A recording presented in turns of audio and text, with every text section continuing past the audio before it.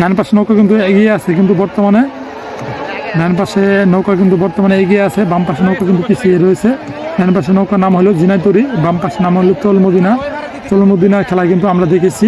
তো আপনারা বর্তমান দেখতেছেন দুটি নৌকা কিন্তু তারা কিন্তু সীমান্ত দিকে এগিয়ে আসতেছে। আপনারা তো দেখা যাক আজকে বিজয় কে হয় দুটি নৌকার ভিতরে।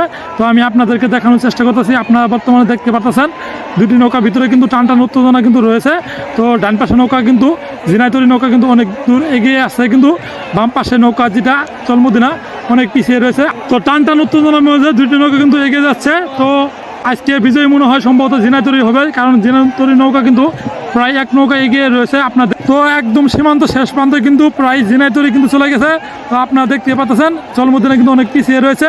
তো ঝিনাইতরি আরেকটু গেলে কিন্তু সীমানার শেষ প্রান্ত কিন্তু আপনারা দেখতে পাচ্ছেন ওই যে রশি, ওই যে দড়ি কিন্তু তারা কিন্তু ক্রস করে ফেলছে। আজকে বিজয় হলো ঝিনাইতরি, আজকে এই খেলায় পরাজয় হয়েছে চলমদিনা নৌকা কিন্তু অনেক ভালো খেলে থাকে, তারপরে কিন্তু আজকে এইখানে কিন্তু পরাজয় হলো।